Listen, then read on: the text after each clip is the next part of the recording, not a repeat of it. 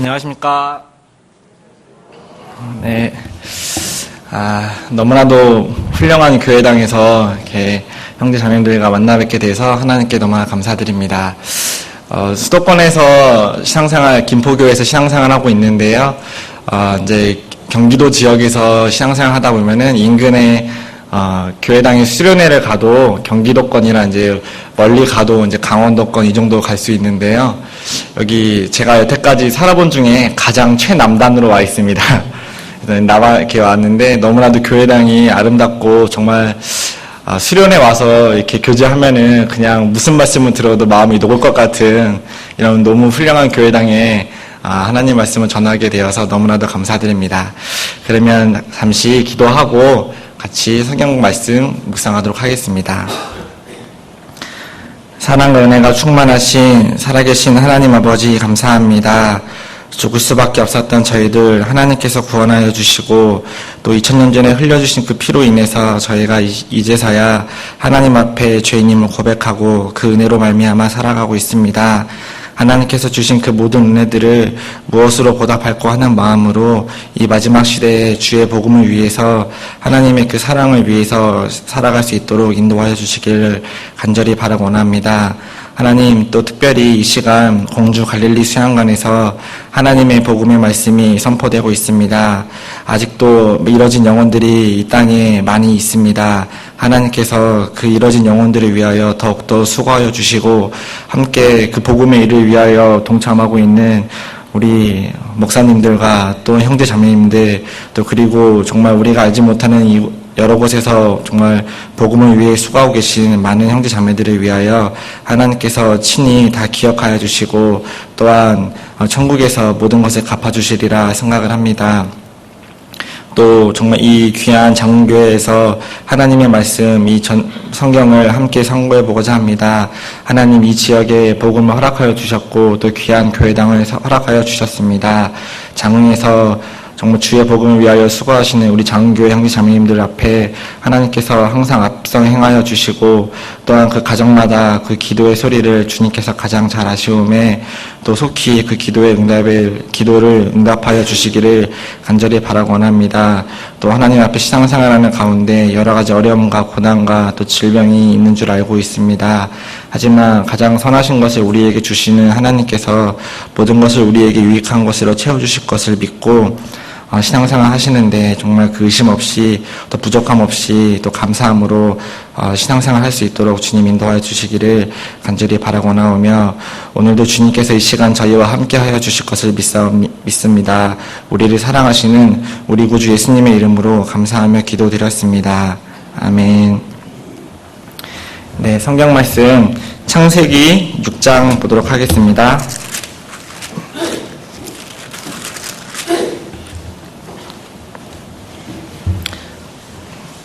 창세기 6장 9절부터 13절.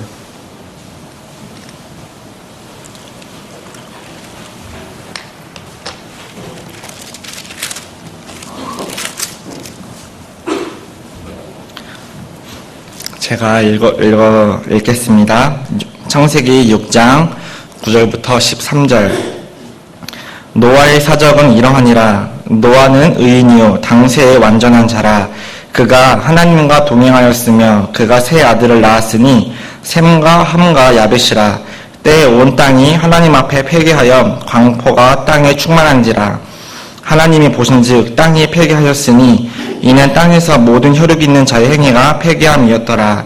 하나님이 노아에게 이르시되 모든 혈육 있는 자의 강포가 땅에 가득하므로 그 끝날이 내 앞에 이르렀으니 내가 그들을 빵과 함께 멸하리라. 네, 오늘은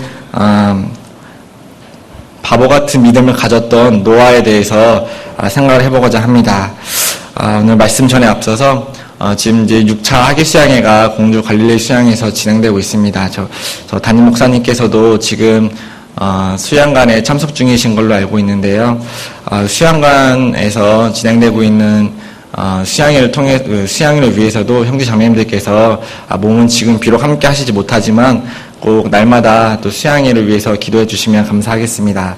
저희 김포교회는 7차의 참석이라서요. 저희 아직 참석을 이제 식구들이 못하신 식구들이 많이 있습니다. 그래서 7차 때 마지막 이제 문을 닫는 수양회를 하게 됩니다. 그래서 저희 김포를 위해서도 많이 기도해 주시면 감사하겠습니다. 간단하게 김포교회 소개를 해드리면 저희 김포는 장흥교회와 비슷한 아름다운 교회를 저희도 가지고 있습니다. 그래서 저희는 2003년에 교회가 자립을 해서 2008년도에 2008년도에 건축을 해서 첫 번째 입당식을 가졌고요.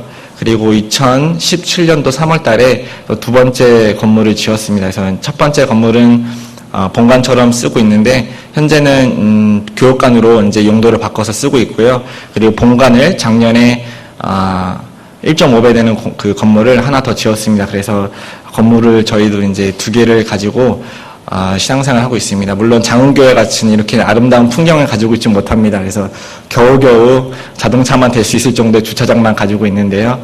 아무튼 그렇게 신앙생활을 하고 있고요. 저희도 이제 건축을 하게 될 때 작년에 이제 건축이 있어서 간단히 저희 건축하게 된 배경을 말씀드리면 저희가 이제 교회당이 이제 비좁아서 이제 건축에 대한 필요성을 느끼게 돼서 이제 건축을 시작했는데 저희 김포에서는 대학생 형제 자매들이 먼저 이제 작정을 하게 되었습니다. 교회에서 시킨 것은 아니고 대학생 형제 자매들이 이제 알아서 자기들끼리 마음을 먼저 모아보겠노라고 시작을 하게 됐습니다. 그래서 우리 대학생 형제 자매들이 한 11분 정도 계십니다. 그래서 22살에서 20살 정도 되시는 이제 막 고등학교 졸업하고 이제 군대 가기 직전에 있는 형제 자매들이 있었는데요.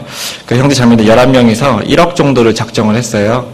그래서 그 대학생들이 이제 그렇게 작정을 하니까 또 청년회에서 또 동생들이 그렇게 했는데 또 저희가 청년들이 이제 또 가만히 있으면 안 되잖아요. 그래서 이제 청년들이 대학생들한테 타박 아닌 타박을 했어요. 니들이 그렇게 많이 하면 우리는 뭐가 되냐.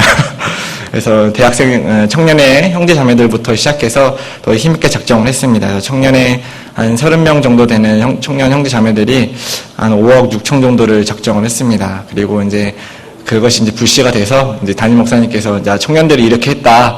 이제 담임 목사님이 힘이 이제 들어가셨죠. 그래서 어머니의 봉사회, 은장회, 또 교회학교 중고등부, 유초등부, 심지어 미취학 아동 그 말도 못하는 아이들 이름까지 부모님들이 다 작정해 주셔서 교회당이 그리 큰 물론 빚이 있는데요. 큰 빚 없이 교회당을 잘 완공하게 되었습니다. 그래서 저희가 이제 너무나도 이제 저희가 이제 마음에 소원한 대로 하나님 귀한 교회당을 허락해 주셔서 지금 이제 그 교회당에서 입당식을 가지고 신앙생활을 하고 있습니다. 그래서 교회당이 지어지고 나니까 확실히 하나님께서 이제 복음의 역사를 이제 그릇을 넓게 만들어 놓으니까 하나님께서 그 영혼들을 채워주시는 것을 느끼고 있습니다. 그래서 제가 어저께 왔을 때 또 봉사회장님들과 봉사회 임원 형제님들께 말씀을 드렸는데 여기 곧 이제 교회 교육관을 지으신다고 얘기를 들었습니다. 그래서 확실히 교회당이 넓어지면은 그만큼 형제자매들이 채워지고 또 구원에 일어나는 역사가 많아지기 때문에 너무나도 필요한 일인 것 같습니다. 그래서 저희 김포교회는 이렇게 지금 현재 신앙생활하고 있습니다. 그래서 저희는 한 200여 명의 성인 기준으로 200여 명의 식구들이 이제 신앙생활하고 계시고요. 그리고 이제 교회학교랑 유초등부 합치면 약 300여 명 정도의 식구들이 함께 교회당에서 신앙생활하고 있습니다. 그래서 제가 지역을 많이 다녀보진 않았는데 그래도 장흥교회는 유초등부 아이들이 많이 있다라고 들었습니다. 그래서 너무나도 우리나라 인구 지금 줄어들고 있는데 장흥교회에서는 정말 애국하고 계시다. 세 가정, 네 가정, 세 자녀, 네 자녀도 많이 계시다고 들어서 너무나도 하나님 앞에 축복받은 교회구나 라는 생각을 했습니다. 그래서 오늘 말씀 함께 나누고자 하는 말씀은 창세기 6장 9절에 나와 있는 노아의 믿음에 대해서 함께 생각을 해보고자 합니다. 여기 보시면 노아가 아이를 낳았는데 노아가 몇 살에 아이를 낳았을까요? 혹시 알고 계신 분 계십니까? 노아는 몇 살에 첫 아이를 낳았을까요? 예, 노아는 많은 분들이 잘 관심이 없으실 텐데요. 노아는 창세기 5장 32절에 보면은 언제 아이를 낳았는지 알 수가 있습니다. 창세기 5장 32절에 보면 노아가 500세 된 후에 셈과 함과 야벳을 낳았다라고 되어 있습니다. 하나님 앞에 이제 자식이 없다라고 하는 것은 많이 안타까운 일이고, 또 당시에는 더 많은 마음의 자격지심처럼 생각할 수 있는 그런 시대였을 것 같습니다. 왜냐하면 아이가 없다라는 것은 이 당시에는 노동력으로 바로 직결이 되죠. 이 노동력이 없다라는 것은 또 뭐와 직결이 될까요? 곧 이제 경제력과 직결이 되잖아요. 그럼 경제력이 부족하다, 노동력이 부족하고 경제력이 부족하다는 것은 곧 생계와도 직결되는 심각한 문제이기도 합니다. 그런데 노아는 500살이 될 때까지 자손을 낳지 못했는지 아니면 안 낳았는지는 알 수 없지만, 어쨌든 노아는 500세에 첫 아이 셈을 낳음으로 인해서 새 아들을 낳았다고 되어 있습니다. 그런데 이것이 무엇을 의미하냐면, 창세기 5장에 보면은 대체적으로 셋의 후손들이 나옵니다. 셋의 후손들이 나오는데, 셋의 후손들이 첫 아이를 낳고 또 마지막으로 이제 아이를 첫 낳았던 시기를 보면은 대체적으로 65세부터 180세 전후에 그때부터 아이를 낳기 시작합니다. 그러면서 죽을 때까지 아이를 쭉 낳습니다. 그런데 우리가 이제 계산하기 편하게 2년에 한 번씩 말고 그냥 3년에 한 번씩만 아이를 낳았다고 편하게 계산해 보겠습니다. 그럼 3년에 한 번씩 아이를 낳았다. 그러면 100년, 만약에 300년만 아이를 낳아도 몇 명의 자손이 생기는 거죠? 예, 3년에 한 번씩 300년 동안 아이를 낳았어요. 그럼 내 자손이 몇 명이죠? 100명이잖아요. 근데 이 당시에 만약에 65세부터 시작해서 이제 300명만 아이를 낳았다 해도 100명인데, 이 당시에 평균 수명은 알고 계시다시피 약 900세를 넘어가잖아요. 저희가 조금 이제 현실적으로 적용을 해서 100살을 10살 정도로 이제 그런 개념을 잡고 900살까지 낳았다고 하기에는 지금 이제 굉장히 어르신들도 아이를 낳았다라고 하면 좀 이렇게 민망하니까 한 500살까지만 아이를 낳았다고 계산을 해도 내가 낳을 수 있는 자손의 수가 무려 거의 150명 가까이 되거든요. 근데 내가 말 한마디면 150명이 움직여요. 그렇죠? 그러면은 자, 우리 논에 일하러 가자. 자, 딸들 아들들아 따라 나와 하면은 적어도 150명, 내가 직접 낳은 아이만 150명인데 그 150명의 아이들이 또 아이들을 낳을 거 아니에요. 내가 150번째 아이를 낳을 때 내가 낳았던 첫 번째 아이는 또 그 아이가 몇 명을 낳았을지 모르잖아요. 그렇게 노동력은 이 당시에 아주 귀한 생계와도 직결되는 아주 귀한 아이들은 그런 귀한 존재였다고 생각을 합니다. 그런데 노아는 특이하게도 500살까지 아이를 낳지 못하고 살았어요. 그런데 제가 이 말씀을 묵상하는 동안에 노아가 어째서 의인이 되었을까? 노아가 어째서 하나님께 의인이 되었을까? 혹시 생각해 보신 적 있습니까? 노아가 의인이라고 부름받을 수 있었던 이유. 어째서 하나님은 당대에 9절에 보면 노아의 사적은 이러하니라. 노아는 의인이요 당세의 완전한 자라. 그가 하나님과 동행하였으며. 노아의 사적은 이러하니라. 노아는 의인이요. 어째서 노아가 의인이라는 말은 나와 있지 않고 그냥 노아가 의인이다라고 되어 있습니다. 제가 이 노아가 의인이 될 수 있었던 이유에 대해서 곰곰이 생각해보고 묵상해보는 가운데, 자손을 500살이 낳은 것이 아마 노아가 의인이라 부르심을 받을 수 있었던 이유가 되지 않았을까. 왜냐하면 다른 사람들은 500살이 되기 전에 약 65세에서 160세까지 180세 전에 첫 아이를 낳아서 그때부터 자손을 쭉 낳는데 500살까지 한 자손 없이 노아가 그냥 살았던 거거든요. 그러면 그 노아가 살아가는 동안에 어떤 생각을 했을까요? 자기 친구 누구, 자기 가족 누구는 자손이 많아서 그 자손들을 통해서 정말 그 부도 많이 누렸을 것이고 많은 것들을 가지면서 떵떵거리면서 살아갈 수 있었을 텐데, 노아는 자기 호령난신, 자기 부인과 자기 호령난신 둘이서 살았거든요. 그래서 자기는 아마 노아는 많은 것들을 갖지 못하고 남들이 가질 수 있던 것, 남들이 할 수 있던 것을 하지 못하고 살았을 거라 생각을 합니다. 그런데 노아는 그 상황에서 이 당시 노아 당시의 사람들과는 다르게 자기의 믿음을 지키면서 정말 하나님 앞에 그 순전한 그 믿음을 지키면서 살았던 것 같아요.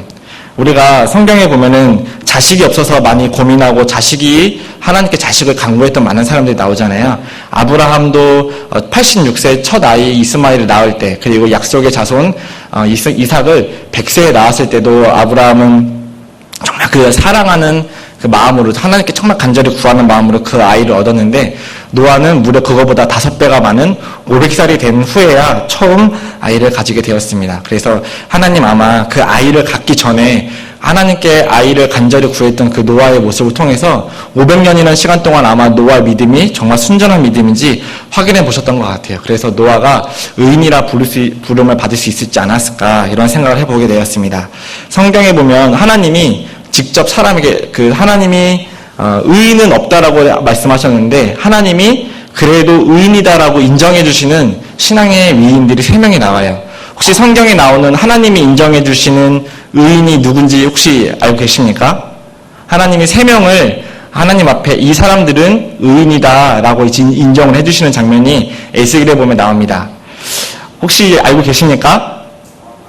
예, 노아, 욥, 다니엘. 요와 욥, 다니엘은 에스겔 14장에 보면은 그 에스겔 시대의 이스라엘 백성들의 죄악에 이제 관행한 것들을 만행한 것들을 이제 말씀하시면서 노아, 욥, 다니엘 이 3사람이 있어도 자기들을 의로 자기들만 살았지 자기 가족들은 아마 살리지 못했을 것이다 하면서 하나님께서 노아, 욥, 다니엘을 칭찬해 주시는 장면이 나옵니다. 이 노아, 다니엘, 노아를 통해서 이 노아가 가지고 있던 믿음, 그리고 하나님께서 어떻게 노아를 보시고, 그 일을 보시고 동행해 주셨을까 좀 생각해 보고자 합니다. 다시 보면, 창세기 6장 9절에 노아의 사적은 이러하니라. 노아는 의인이요 당세의 완전한 자라. 그가 하나님과 동행하였으며. 여기 보면, 그가 하나님과 동행하였다라고 말씀하고 계십니다. 여기 보시면 하나님이 노아와 동행해 주신 것이 아니라 노아가 하나님과 동행하였다라고 말씀하고 계십니다. 이 말씀을 보면 이 동행이라는 것에 대해서도 우리가 잠시 생각해 볼 필요가 있는데요. 이 동행, 그가 하나님과 동행하였다. 우리가 하나님과 동행하는 것이라 생각할 수 있습니다. 우리가 포도나무 비유를 들어보면 조금 이 말씀을 이해하시는데 도움이 될 것 같습니다. 우리는 가지잖아요. 그리고 주님께서는 포도나무라고 말씀하셨잖아요. 그럼 이렇게 생각해 보시면 좀 편할 것 같아요. 가지가 나무와 동행하고 있는 걸까요? 아니면 나무가 가지와 동행하고 있는 걸까? 가지가 나무에 붙어서 동행하고 있는 거잖아요. 나무가 가지와 붙어서 동행해 주고 있는 것이 아니라 가지가 나무에 붙어서 그 나무와 함께 동행하고 있다라고 말씀드릴 수가 있습니다. 우리가 어쨌든 보면 하나님이 우리와 동행해 주고 계신가, 하나님이 우리와 함께 하고 계신가 이렇게 생각할 때가 많이 있지 않습니까? 그런데 그것보다는 우리가 하나님과 동행하고 있는가, 우리가 하나님 편에 서 있는가, 그것을 먼저 돌아볼 필요가 있습니다. 예전에 링컨이라는 미국의 이제 대통령이 있었는데요. 그 링컨 대통령이 무엇을 하셨냐면 노예제도를 폐지하셨잖아요. 노예제도를 폐지하실 때 미국의 남북 전쟁이 있었습니다. 남북 전쟁. 그래서 링컨 대통령이 이제 미국의 이제 남쪽 이제 주에서 그 노예제도를 폐지를 반대를 했잖아요. 그래서 이제 남북 전쟁이 일어났는데 그때 미국의 이제 링컨 대통령이 북군이 이제 밀리기 시작했습니다. 남군이 이제 세력을 더하고 이게 북군, 그러니까 링컨 대통령이 통치를 했던 그 북군 쪽에서 이제 전쟁이 열세에 몰리게 되니까 이제 참모들과 링컨 대통령의 백악관에 모여서 이런 규제를 했다고 합니다. 이제 참모들이 링컨 대통령에게 우리가 하나님이 우리와 함께 계시는 것이 맞습니까? 이렇게 물어봤다고 합니다. 그러니까 하나님이 우리 편이 맞나요? 이렇게 물어봤다고 합니다. 그런데 링컨 대통령은 하나님이 우리 편에 서 계신 게 아니라 우리가 하나님 편에 서 있는가를 확인해 봐야 한다고 그렇게 이야기했다고 합니다. 하나님이 우리랑 동행해 주시는가를 확인할 것이 아니라 내가 정말로 하나님과 동행을 하고 있는가 생각을 해봐야 될 것 같습니다. 또 우리가 하나님과 동행한다. 그것은 하나님은 인류의 역사를 다스려가고 계시고 또 인류의 구원의 열차를 운전하고 계시잖아요. 그러면 그 하나님께서 운전해 가시는 그 인류 구원의 열차에 하나님이 우리 삶에 들어와서 우리를 태워가시는 게 아니잖아요. 우리가 구원받을 때 하나님은 처음부터 이렇게 인류를 구원하실 거고 하나님은 처음부터 이 인류의 역사를 어떻게 다스려 가실지 성경을 통해서 다 선포하고 계십니다. 그럴 때 우리가 구원받는 순간 하나님이 운전해 가시는 그 구원의 열차에 우리가 중간에 합류하는 거잖아요. 그렇죠? 하나님이 우리의 삶의 중간에 합류해 주시는 것이 아니라 우리가 하나님의 구원의 역사에, 우리가 하나님의 구원 열차에 중간에 탑승하는 거거든요. 그렇죠? 그래서 우리가 하나님의 역사에 동행을 하는 것이고, 그리고 하나님이 우리의 동행을 허락해 주시는 겁니다. 그런데 하나님이 아무에게나 그 동행을 허락해 주실까요? 우리가 무엇인가 사업을 할 때도 어떤 사람과 사업을 할 수가 있죠? 사업을 안 해보셔서 이제 잘 모르실 수도 있는데, 우리가 누군가와 함께 하물며 걸어갈 때, 누군가 함께 살아갈 때도 가장 필요한 게 뭘까? 그 사람에 대한 신뢰 아닙니까? 신뢰? 그 사람에 대한 신뢰가 있지 않으면은 그 사람과는 우리가 아무것도 할 수가 없습니다. 아무리 그 사람이 훌륭한 인격을 가지고 있다 하더라도 내가 그 사람을 믿지 못하면은 그 사람과 나는 동행을 할 수가 없어요. 그 사람이 나와 동행하려고 해도 내가 그 사람을 믿지 못하면 우리는 거리를 두고 멀리 할 수밖에 없습니다. 노아가 아무리 하나님 앞에 동행하려고 해도, 우리가 하나님과 아무리 동행하려고 해도 사실 하나님이 그 인류 역사를 구원해 주시는 그 역사에 우리의 동행을 허락해 주시지 않으면 우리는 절대로 하나님과 동행할 수가 없습니다. 하나님이 노아에게 동행을 허락해 주셨던 것처럼 하나님도 우리에게 그 동행할 만한 사람인지, 우리가 하나님과 함께 일할 만한 사람인지, 하나님은 우리의 그 마음과 우리의 그 동행할 만한 자격을 분명히 보신다 생각을 할 수 있습니다. 그러면 어떤 사람들이 하나님과 동행을 할 수 있을까? 히브리서 말씀 한번 보도록 하겠습니다. 히브리서 11장.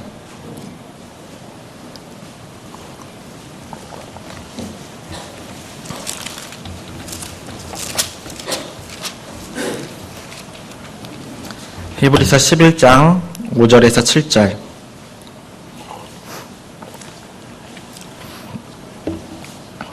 제가 읽겠습니다. 히브리서 11장 5절에서 7절. 믿음으로 에녹은 죽음을 보지 않고 옮기웠으니 하나님이 저를 옮기심으로 다시 보지 아니하니라. 저는 옮기우기 전에 하나님을 기쁘시게 하는 자라 하는 증거를 받았느니라. 믿음이 없이는 기쁘시게 못하나니 하나님께 나아가는 자는 반드시 그가 계신 것과 또한 그가 자기를 찾는 자들에게 상 주시는 이심을 믿어야 할지니라. 믿음으로 노아는 아직 보지 못하는 일에 경고하심을 받아 경외함으로 방주를 예비하여 그 집을 구원하였으니 이로 말미암아 세상을 정죄하고 믿음을 좇는 의의 후사가 되었느니라. 네, 하나님이 동행해 주시는, 하나님의 역사에 동행을 허락해 주시는 사람들의 조건은 바로 무엇이 필요하냐면 믿음이 있어야 합니다. 믿음. 여기 5절에 보면 믿음으로 에녹은 죽음을 보지 않고 옮겼으니 하나님이 저를 옮기심으로 다시 보이지 아니하니라. 저는 옮기기 전에 하나님을 기쁘시게 하는 자라는 증거를 받았느니라. 아까 창세기 5장에 보면은 에녹이 하나님과 300년을 동행했다라고 되어 있거든요. 여기서도 에녹이 하나님과 동행을 했습니다. 하나님이 에녹과 함께 동행해 주시는 것을 허락해 주셨거든요. 그런데 에녹이 하나님과 함께 동행할 수 있었던 이유는 에녹에게는 하나님을 기쁘시게 하는 증거를 가지고 있었죠. 그 하나님을 기쁘시게 하는 잘하는 증거가 무엇이었냐면 바로 믿음이었습니다. 믿음. 그러면 하나님을 기쁘시게 하는 그 믿음, 하나님을 기쁘시게 하는 그 믿음은 무엇이냐? 6절에 나와 있죠. 믿음이 없이는 기쁘시게 못하나니 하나님께 나아가는 자는, 그러니까 믿음이 있어야 하나님을 기쁘시게 할 수 있는데, 그 하나님께 나아가는 자는, 믿음이 있는 자는 하나님이 계신 것과, 그쵸? 첫 번째로 가장 우리에게 있어야 하는 믿음은 우리가 구원받을 때에 필요한 하나님이 살아계시고 성경이 사실이라는 그 믿음이 당연히 필요합니다. 이것은 처음 우리가 가질 수 있는, 하나님이 우리를 구원해 주셨다는 그 믿음이 필요합니다. 하나님이 우리를 영원한 죄에서 구원해 주셨다는 그 믿음이 없이는 당연히 하나님을 우리가 기쁘게 해드릴 수가 없잖아요. 이 하나님을 기쁘시게 하는 당연히 믿음이 필요합니다. 그리고 두 번째 우리가 하나님과 동행할 수 있고 하나님이 하나님과의 동행을 허락해 주시는 우리의 믿음은 무엇이냐? 그 두 번째는 또한 그 6절 중반부에 보면 또한 그가 자기를 찾는 자들에게 상 주시는 이심을 믿어야 할지니라.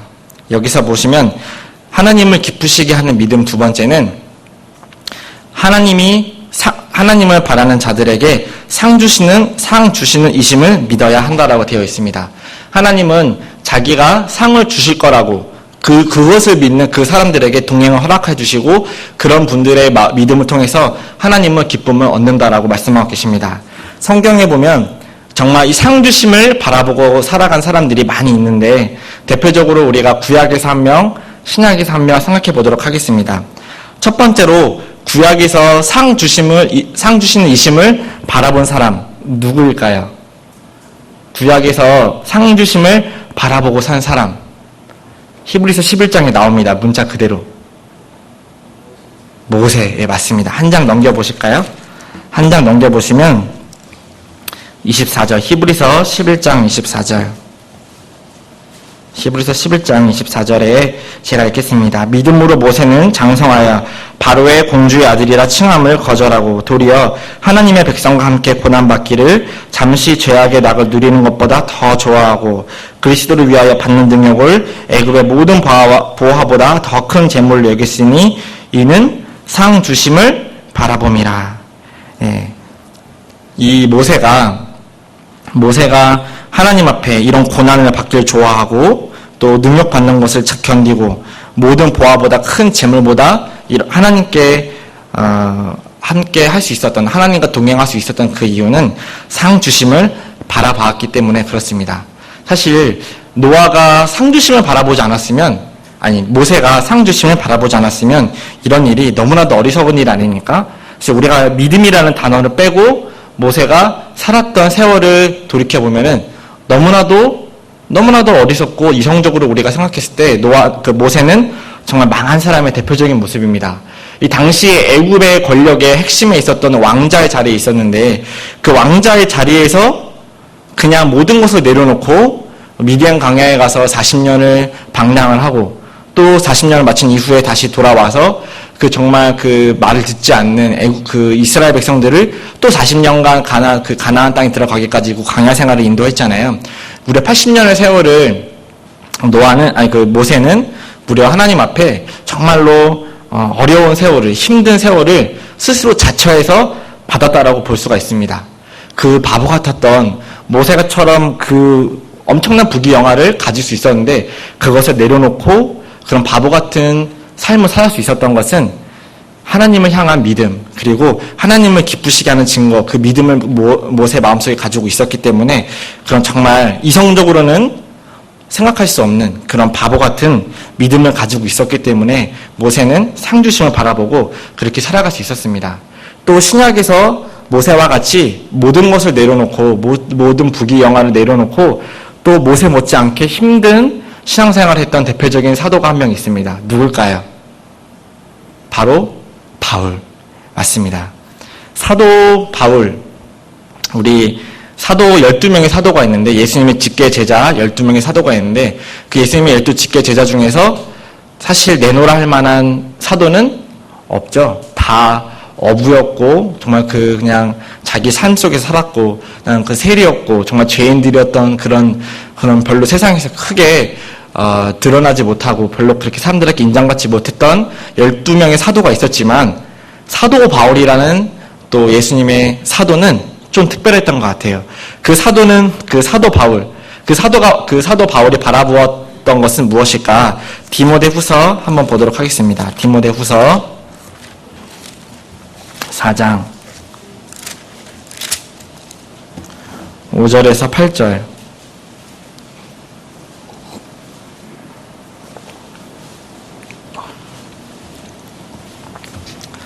디모데후서 4장 5절에서 8절 같이 읽겠습니다.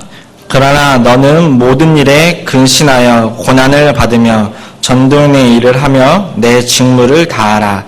관제와 같이 벌써 내가 부음이 되고 나의 떠날 기약이 가까웠도다. 내가 선한 싸움을 싸우고 나의 달려갈 길을 마치고 믿음을 지켰으니 이제 후로는 나를 위하여 의의 면류관이 예비되어 있으므로 주 곧 의로우신 재판장이 그 날에 내게 주실 것이니 내게만 아니라 주의 나타나심을 사모하는 모든 자에게니라. 네, 신약시대의 사도 바울은 하나님께서 주실 의의 면류관을 바라보고 신앙생활을 했다라고 말씀하고 계십니다. 7절에 보면 내가 선한 싸움을 싸우고 나의 달려갈 길을 마치고 믿음을 지켰다라고 되어 있잖아요. 사도 바울이 믿음을 지켰다. 사도 바울이 지킨 믿음은 어디에 나오냐면 고린도후서 11장에 보면은 사도 바울이 어떻게 믿음을 지켰는지 잘 나와 있습니다. 사도 바울이 고린도후서 11장에 얼마나 많은 고생을 겪었는지 자세히 나와 있잖아요. 고린도 교회 성도들이 사도 바울이 제 밥 벌어먹고 살려고 저 사도하는 거다. 제 밥 벌어먹으려고 전도하는 거다. 이렇게 폄하를 하는 거예요. 그러니까 사도 바울이 너무나도 속상했지만 그것을 침착하게 자기가 어떠한 믿음을 지켰는지 잘 이야기해 주죠. 내가 다른 사도들에게는 사도가 아니지만 내가 고린도 교회 너희들에게는 사도다. 내가 너희들에게 전도해서 니들이 지금 신앙생활을 하고 있는데 너희들 나한테 그렇게 얘기하면 안 된다.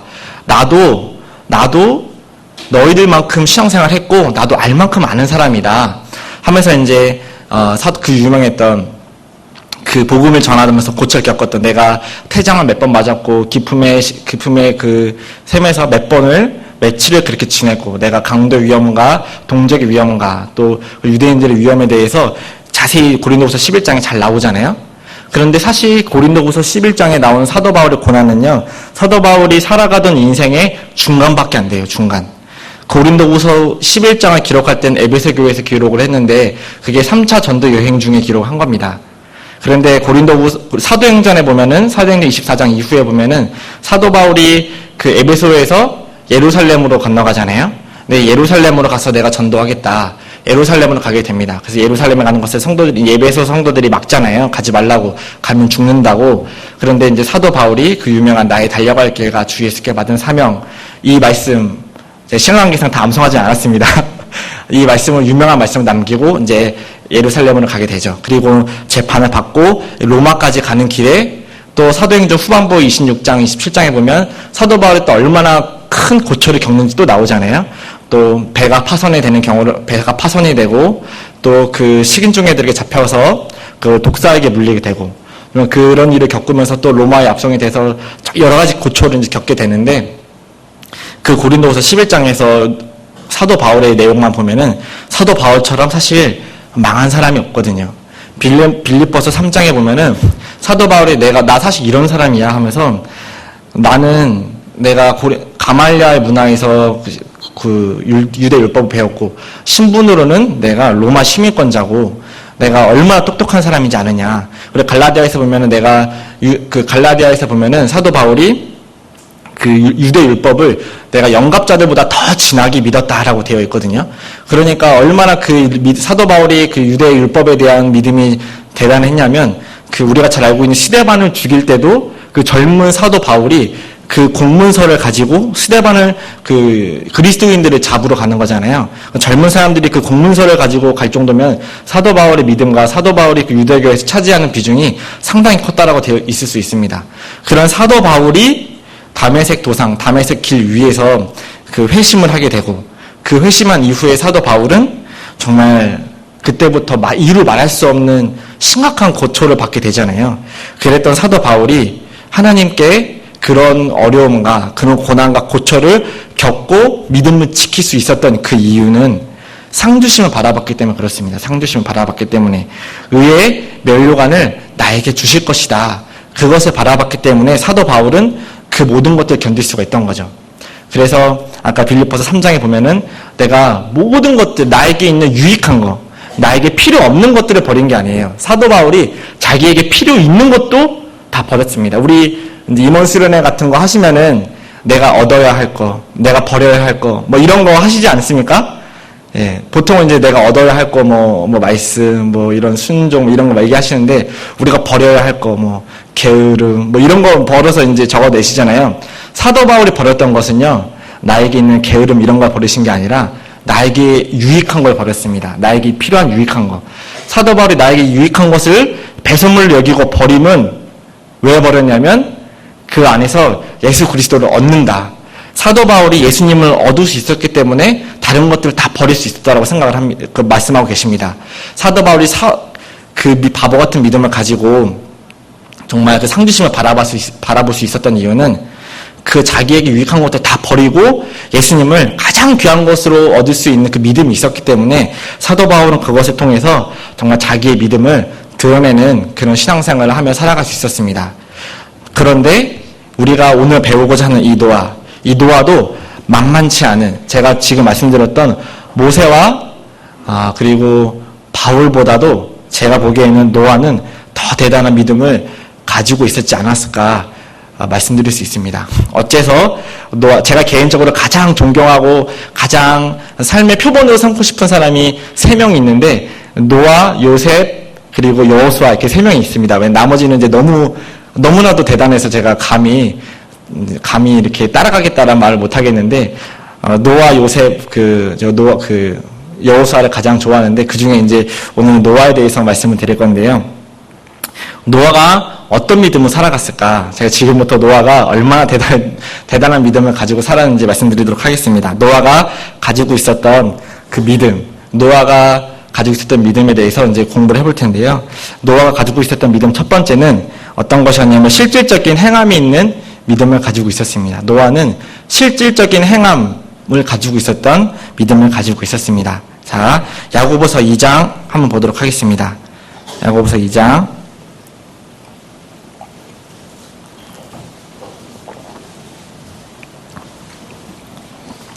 야고보서 2장 17절에서 18절 읽겠습니다. 야고보서 2장 17절 18절.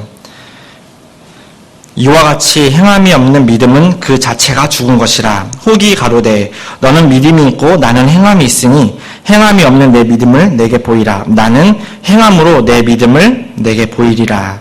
그리고 20절. 허탄한 사람아, 행함이 없는 믿음이 헛것인 줄 알고자 하느냐? 자, 그리고 26절. 영혼 없는 몸이 죽은 것 같이 행함이 없는 믿음은 죽은 것이라. 이 노아는 실질적인 말씀에 대한 행함이 나타났던 사람입니다. 노아가 아까 우리가 본문 말씀 읽었던 것처럼 하나님께서 노아에게 주셨던 말씀, 하나님께서 노아에게 주셨던 말씀은 몇 가지였을까요? 하나님이 노아에게 주셨던 말씀은 내가 곧 심판을 하겠다. 그리고 너는 방주를 만들어라. 그리고 방주의 제도는 이렇다. 이렇게 말씀해 주셨습니다. 그리고 너를 위하여 방주를 지을 때, 그리고 모든 사람이 탈 수 있을 만큼 큰 방주를 만들라고 말씀해 주셨잖아요. 그런데 이 노아는 하나님께 받은 그 말씀을 어떻게 그냥 말씀만 받고 그 말씀만 믿었나요? 심판이 있겠다. 방주를 만들려고 그래. 만들어야지. 이렇게 행함이 없는 믿음을 가진 것이 아니라 심판이 있다라고 하는 그 말씀 뒤에 무엇을 만들어라 했던 그 말씀을 노아는 그대로 다 준행했습니다. 우리가 믿음으로 살아간다. 여기 계신 형제자매님들 다 믿음으로 살아가고 계시잖아요. 내 생각과 내 계획과 내 방법대로 살아가시지 않잖아요. 우리는 다 하나님 말씀으로 믿음으로 살아가고 계신데 정말로 내 삶 속에서 내가 지키고 있는, 내가 믿고 있는 말씀대로 살아가고 계신가 한번 생각해 보시기 바랍니다. 나는 지금 어떤 말씀을 믿고 그 말씀은 대로 살아가고 있는가? 나는 지금 무슨 말씀을 믿고 계십니까? 여기 계신 형제자매님들 지금 내가 믿고 계신 말씀 언제 속으로 생각해 보십시오. 나는 지금 무슨 말씀을 믿고 있는가? 어떤 말씀을 붙잡고 살고 있는가? 그리고 그 말씀 그대로 나는 행동하고 있는가? 그렇게 신앙생활하고 계십니까? 내가 지금 믿음 생활하고 있고 신앙생활 하고 있는데 내가 지금 믿고 있는 말씀도 없고 내가 붙잡고 가는 사람 말씀도 없고 내가 믿고 있는 그 말씀대로 행하고 있지 않다면 나는 그 믿음대로 살아가고 있다라고 말씀하실 수 없습니다. 믿음대로 살아가고 있다. 내가 믿음이 있다고 하면은 분명히 하나님 말씀이 그 기초가 되어야 할 것이고 하나님 말씀은 약속이기 때문에 그 약속을 믿어야만 우리가 그 말씀대로 행동할 수 있다라고 생각할 수 있습니다. 그렇게 말하는 저는 무슨 말씀을 살고 있을까? 또 거꾸로 생각하실 수 있잖아요. 저도 믿고 있는 말씀이 물론 있습니다. 그런데 전 특별한 말씀을 믿고 있지 않아요. 아주 다 아는 이 말씀 전 진리를 생각하고 살고 있는데 마태복음 6장 33절 다 잘 아시죠? 아주 유명한 말씀이니까 다 아실 거라 생각을 합니다. 그러면 암송도 같이 해보도록 하겠습니다. 제가 산창하겠습니다. 자, 긴장하지 마시고 마태복음 6장 33절 잘 하겠습니다. 너희는 먼저 그의 나라와 그의 의를 구하라. 그래야면 이 모든 것을 너희에게 더하시리라. 저는 이 말씀을 실제로 붙잡고 살아가고 있습니다. 제가 왜 이 말씀 붙잡고 살아갔냐면 이 말씀을 많이 이 말씀을 통해서 정말 많은 경험을 했거든요. 실질적으로 하나님이 날 도와주셨다는 경험을 많이 했는데 제가 결혼을 할 때도 이 말씀 붙잡고 살았고 결혼 교제를 할 때도 이 말씀 붙잡고 살았고 결혼을 하고 나서도 어려움이 있을 때도 이 말씀 붙잡고 살았고 또 교회가 건축을 할 때도 이 말씀 붙잡고 살았고 지금도 이 말씀 붙잡고 살아가고 있습니다. 개인적으로 이제 결혼을 할 때 정말 아무 가진 게 없었어요. 정말 뭐 창피한 일인데요. 정말 가진 게 없었습니다. 그래서 저는 이제 신앙생활을 이제 배울 때 나를 위해 부여한 것은 악이다라고 배웠어요. 이렇게 극단적인 신앙생활을 배웠는데요. 어쨌든 내 통장에 많은 적금이 들어있는 것은 불편한 진실이다라고 이렇게 들었습니다. 그래서 청년 때는 교회를 위해 헌신을 하고 교회를 위해 정말 정말 사랑의 빛 말고도 정말 그 교회의 빛도 필요하다. 그렇게 해서 정말 할 수 있는 한 제가 이제 헌금을 하려고 노력을 했었습니다. 그렇다고 많이 한 것은 아닌데요. 아무튼 이제 결혼하려고 보니까 빚과 통장이 진짜 그 오병이어와 같은 통장이 오병이어밖에 없었어요. 그런데 정말 자매에게 저희가 이제 같이 이제 결혼할 자매에게 전혀 부끄럽지 않았어요. 왜냐하면 나는 내 입에 풀칠하려고 이렇게 빚이 있는 거 아니다. 나는 하나님 앞에 내가 내 수준에서 열심히 했기 때문에 난 이런 빚이 있었다.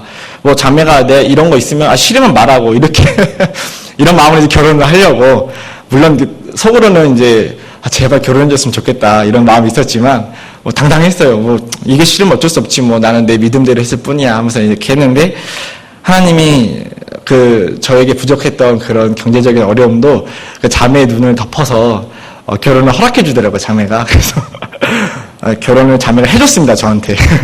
그래서 그렇게 해서 결혼을 하게 됐고 결혼하는 과정에서도 정말 제가 무능하다는 것을 많이 느끼고 정말 내가 정말 부끄러운 신앙생활은 했지만 정말 내 가진 게 너무나 없다는 것을 정말 많이 실감을 해서 이제 부끄럽기도 했고 또 두 번째 결혼하고 나서 이제 집을 구할 때도 너무나도 어렵게 집을 구했었거든요.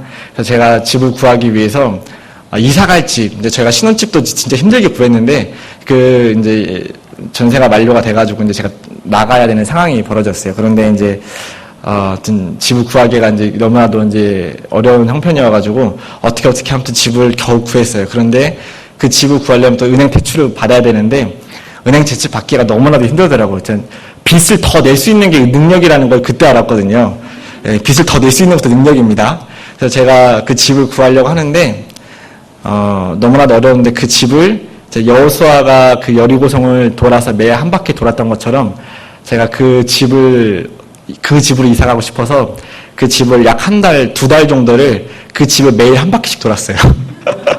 자매랑 같이 정말 매일 한 바퀴씩 비가 와도 눈이 와도 정말 수양의 기간이 꼈을 때는 소급해서 4일을 미리 돌았습니다. 4바퀴를 미리 돌면서 정말 정말 하나님의 나라와 그 일을 먼저 구하고 정말 제가 능력도 없고 아무것도 없는데 정말 하나님 일만 했습니다. 하나님 앞에 순전히 이 마음을 무엇인가 바라고 한 것이 아니라 진짜 이것이 제가 기뻐서 했으니까 하나님도 기쁘시게 봐주시면 저 좀 살려주세요.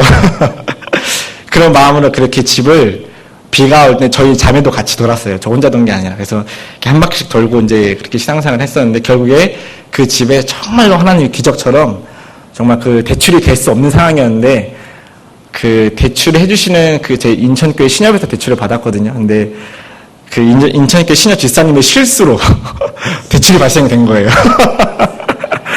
그래서 정말 실수였습니다. 그래서 그렇게 우여곡절 끝에 정말 그 집에 들어가서 신앙생활을 하게 된 적도 있었고 그리고 교회에서 이제 건축을 헌금을 할 때도 정말 있는 힘있고 하고 또 지금 이렇게 교회에 부름을 받아서 들어올 때도 정말 많은 어려움이 있었지만 그래서 정말 하나님의 나라와 그의 나라와 그 일을 먼저 구하면 하나님이 이 모든 것을 도와주시겠다라는 그 말씀을 또 붙잡고 신앙생활을 하다 보니까 어느새 이렇게 지금 하나님의 은혜 속에서 축복 가운데에서 신앙생활을 하고 있습니다. 제가 하나님을 겪은 얘기만, 제가 설교를 말고 하나님 겪은 얘기만 이야기해라 하면은 제가 3시간, 4시간도 얘기할 자신이 있는데, 이 하나님 말씀을 설교하는 건 너무나도 어렵더라고요. 하나님을 간증하는 건 정말 쉬운데, 이 말씀을 설교하는 건 너무나도 어렵습니다. 그래서 어쨌든 우리 형제 자매님들도 저 같은 사람도 이렇게 하나님의 은혜를 받고 정말 부족한 가운데 그 일을 먼저 구했더니 정말 하나님이 벼랑 끝까지 몰고 가셨는데 벼랑 끝에서 밀지 않으시고 벼랑 끝에서 정말 그 평탄한 그 길을 열어주시는 것을 제가 봤거든요. 정말 여러 번 봤습니다. 그래서 우리 형제 자매님들도 혹시 신앙생활 가운데 붙잡고 가고 계시는 말씀이 없으시다면 저처럼 마태복음 6장 33절 우리 너무나도 잘 알고 계신 말씀인데 정말 우리가 특별한 말씀 잡고 가는 것이 아니라 정말 나에게 늘 있는 쉬운 말씀 잡고 가는 게 사실 내 신앙을 유지하고 내 믿음을 지켜갈 수 있는 가장 쉬운 방법이다 생각을 합니다. 그래서 마태복음 6장 33절 저 같은 사람도 믿고 가고 있기 때문에 우리 형제 자매님들도 이 말씀을 믿고 그대로 행하시면 하나님께 기쁘시게 하는 잘하는 증거를 받으실 수 있을 것이고 분명히 하나님이 동행을 허락해 주실 것이라 생각을 할 수 있습니다. 그리고 두 번째로 믿음으로 노아가 가지고 있었던 믿음으로 살아가는 것은 또 무엇일까? 노아가 가지고 있던 믿음으로 살아가는 것은 어떠한 환경에서도 흔들리지 않고 살아갔던 믿음이라 말씀드릴 수 있습니다. 마태복음 24장 한번 보도록 하겠습니다.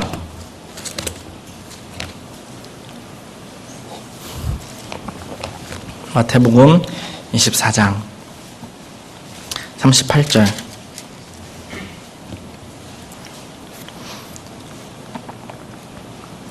홍수전에 마태복음 24장 38절 제가 37절부터 읽겠습니다. 노아의 때와 같이 인자의 임함도 그러하리라. 홍수전에 노아가 방주에 들어가던 날까지 사람들이 먹고 마시고 장가들고 시집가고 있으면서 홍수가 나서 저희를 다 멸하기까지 깨닫지 못하였으니 인자의 임함도 이와 같으리라. 홍수가 나서 다 저희를 다 멸하기까지 깨닫지 못하였으니 인자의 임함도 이와 같으리라. 노아가 베드로 후서 2장에다 보면은 노아가 방주만 지은 것이 아니라 노아가 의를 전파했거든요. 노아가 의를 전파했는데 사람들이 여기 보는 것처럼 다 멸하기까지 깨닫지 못하였다라고 되어 있습니다. 노아는 열심히 전했는데 사람들은 깨닫지 못했던 거예요. 그것은 무엇일까? 우리가 복음을 전해보면은 이 노아의 마음을 알 수 있을 것 같습니다. 이 노아가 복음을 전할 때 사람들이 노아를 어떻게 생각했었을까요? 어떻게 생각했을까요? 우리가 복음 전할 때 우리가 전하고 있는 그 복음을 전하고 있는 그 대상자들은 우리를 어떻게 생각하고 있을까요? 참 멀쩡하게 생겨가지고 참 멀쩡한 그런 삶을 살고 있어도 되는데 정말 저 사람 뭐가 아쉬워서 나에게 이렇게 할까? 저 사람 저렇게 전도하면 교회에서 뭐 주나? 하면서 정말 우리가 전하고 있는 복음을 되게 가치 없게 생각하고 되게 뭔가 허무맹랑해서 정말 나약해가지고 정말 불쌍해서 저 사람들은 정말 저렇게 힘들고 불쌍하게 사니까 저거라도 믿어야 살지. 아휴 그래 너는 그거나 열심히 믿어라 하면서 그런 마음으로 우리를 보지 않습니까? 그리고 우리가 복음을 조금 힘있게 전하면은 정말 미친 사람인 것처럼 우리를 정말 그렇게 폄하해서 보잖아요. 노아도 의를 전할 때 너무나도 이렇게 핍박을 받으면서 정말 그런 노아가 멸시를 받으면서 전했다라고 생각을 합니다. 그런데 우리는 노아에 비해서는 좀 낫다는 거죠. 노아는 힘든 상황에서 정말 이 방주를 지은 상황에서 그리고 복음을 전했잖아요. 근데 노아가 방주를 지을 때 같이 함께 했던 사람들은 노아의 가족 자녀들과 그리고 자부들 그리고 아내 해가지고 노아 포함 총 8명이서 그 방주를 만들었는데 그 와중에서 노아는 복음을 전했습니다. 그리고 그 와중에 많은 사람들이 노아로 와서 조롱을 했죠. 노아는 그 상황에서도 끝까지 배 만드는 일을 포기하지 않았습니다. 그런데 우리는 어떻죠? 우리는 복음을 전할 때 혼자 전하시나요? 혼자 복음 전하시는 분 없죠. 물론 가족들과 함께 전하기도 하고 나와 함께 있는 구역 형제 자매들과도 함께 전도하고 나와 함께 소속되어 있는 봉사회 어머니회 청년회 은장의 어르신들과 함께 복음을 전하잖아요. 내가 혼자 전해서 창피할 것 같으면 또 말 잘하는 누구가 데려가서 전화하고, 또 그 말 잘하는 형제자매들과 갔는데 또 안 먹힌다 그러면 또 목사님 대동하잖아요. 우리 목사님 모시고 가면은 너는 끝이야 하면서 우리 목사님 이렇게 뒤에서 복음 전하시면 막 바창 깨고 겉봐 성경이 이렇게 정확해 하면서 막 그 뿌듯함을 느끼면서 막 복음 전하시잖아요. 그리고 막 그 듣지 못하는 걸 보면서 너무 안타까워하고, 우리는 복음을 전할 때 함께 전하잖아요. 함께. 그런데도 불구하고 그 사람들이 그런 것들 잘 받아들이지 않고 그런 것들을 되게 무시하는데, 노아는 복음을 전할 때 혼자 전했던 거고, 그리고 그 상황에서도 노아는 혼자서 100여 년 이상을 견뎠다라고 하는 것이죠. 노아가 복음 전하는 것 말고 노아의 생활은 어땠을까? 노아가 방주를 만들 때 어떠한 어려움을 겪으셨는지 한번 깊이 생각해 보신 적이 있습니까? 방주를 만들 때 연장은요. 방주를 만들 때 정말 연장이 필요하거든요. 우리가 요즘에 목수 아저씨들이 일을 할 때 뭐라고 얘기하냐면 사람이 일하는 게 아니라 연장이 일한다고 합니다. 연장. 목수 아저씨들 가지고 다니는 연장이요. 정말 뭐 아저씨들 뭐 이렇게 막 험한 일 하신다고 해가지고 우습게 보시면 절대 안 됩니다. 그 드릴 하나가 30만 원이 넘어요. 그리고 뭐 요즘에는 톱으로 써는 사람 없습니다. 다 그 가판대 걸어놓고 다 전기로 윙 하면서 모양도 내고요. 엄청납니다. 요즘에 연장이 일하거든요. 그 연장도 하나도 갖춰져 있지 않았고, 그러면 그 연장도 없는 상태에서 그 나무를 깎아서 만들어야 되는데, 그럼 그 나무는 또 어디서 갖고 오죠? 나무는 누가 갖다 줘요? 나무는 또 어디서 사와요? 그런 것들 생각해 보면은 노아는 정말 대책 없이 너무나도 힘든 일을 완수했다라고 볼 수가 있습니다. 그리고 나무도 만들고 그 나무도 깎아서 방주를 만드는데, 그러면 생활비는요? 노아는 노동력도 없었잖아요. 그럼 노아는 그 노아 식구들이 다 방주 만드는 일에 투입됐는데 뭐 먹고 살죠? 누군가는 또 농사를 또 지어야 되고, 또 누군가는 그 생활비를 벌어야 되잖아요. 그냥 생활비도 부족했을 테고, 만드는 일도 어려웠을 테고, 그리고 복음을 전할 때마다 사람들은 멸시와 핍박을 받았을 테고, 이 노아는 정말 너무나도 어렵고 힘든 신앙생활, 그 환경 속에서 신앙생활한 것이 분명합니다. 제가 왜 노아가 바울보다, 모세보다 더 힘든 신앙생활을 했다고 이야기해드리면 바로 이 대목인 것 같아요. 모세도 힘든 신앙생활을 했지만 혼자 신앙생활을 하지 않았거든요. 모세는 아론과 훌 같은 동역자가 있었고 미리암과 같은 가족이 함께 있었습니다. 그리고 모세를 포함한 70인의 장로들이 세워져서 모세가 이스라엘 광야에서 이스라엘 백성들 40년 동안 데리고 다닐 때 많은 장로들이 함께 해줬습니다. 그렇죠? 그리고 많은 백성들이 노아에게 물론 대적도 했지만 또 모세에게 또 감동을 주는 백성들이 그 중에서 분명히 있었을 거예요. 레위 자손들이 그래서 생겨났잖아요. 그런 모세도 힘들었지만 분명히 함께 해주는 동역자들이 많이 있었습니다. 그리고 특별히 모세에게는 어떤 축복이 있었냐면 하나님과 대면하여 말할 수 있는, 하나님과 대면하여 교제할 수 있는 특권이 있었잖아요. 노아는 하나님에게 무슨 말씀을 받았냐면요. 방주 만들어라. 내가 심판이 있을 것이다. 한 이후에 비가 올 때까지 노아가 하나님께 받은 말씀은 성경에 기록되어 있지 않아요. 노아는 시작할 때 그 하나 말씀 그거 하나 잡고 100년 이상 그 말씀 하나 붙잡고 살았어요. 그런데 모세는요, 40년 동안 하나님과 동행하면서 진짜 수없이 모세가 하나님께 울부짖었고, 하나님이 모세에게 위로도 해주시고, 기적도 보여주시고, 함께하고 있다는 증거를 계속해서 나타내 주셨잖아요. 모세는 그걸 바라보고 참을 수 있었어요. 그러니까 상주심을 바라볼 수 있었거든요. 늘 눈앞에 만나가 내리고, 불기둥과 구름기둥이 함께 있고, 물이 반석에서 나오고, 바다가 갈라졌잖아요. 모세는 그러니까 상주심을 바라보고 견딜 수 있었어요. 그럼 바울은 어떻죠? 바울은 복음을 전할 때 자기의 아들들과 같은 정말 신실한 동역자들을 많이 주셨잖아요. 하나님께서 디모데와 같은 믿음의 아들, 디도와 같은 믿음의 또 아들, 그리고 빌립보서에 나오는 에바브로 디도와 같은 정말 교회를 위해서 죽을 병에 걸려 있지만 정말 그 에바브로 디도를 보고 싶어하는 그 교회를 위해서, 빌립보 성도를 위해서 에바브로 디도는 자기의 몸 죽을 병에 걸린 것도 돌아보지 않고 그 성도들을 위해서 자기가 정말 그 곳까지 가는 그런 신실한 형제들을 많이 두었죠. 그리고 브리스길라와 아굴라 같은 정말 자기를 위해서 목이라도 내놓았다라고 하는 그런 신실한 가정들도 바울 옆에는 많이 있었습니다. 그리고 또 빌립보, 또 데살로니가 교회가처럼 선교하고 전도하는데 뒤에서 후원해주는 그런 교회들도 있었습니다. 물론 사도 바울 너무나도 힘들고 고생했던 것도 맞지만 반대로 하나님 앞에 진짜 많은 도움과 하나님께서 많은 축복을 허락하여 주셨고 많은 은혜를 허락하여 주셔서 내 은혜가 내게 조카도다 했잖아요. 내 고난이 너에게 조카도다 하지 않고 내 은혜가 내게 조카도다. 분명히 사도 바울에게도 하나님이 주신 은혜가 너무나도 많아요. 그런데 노아는 어떻죠? 노아는 아무 말씀도 하나님 주시지 않았어요. 그리고 아무 동역자도 주시지 않았어요. 자기 가족 8명, 7명이죠. 노아는 근데 그것을 무려 몇 년 동안 했나요?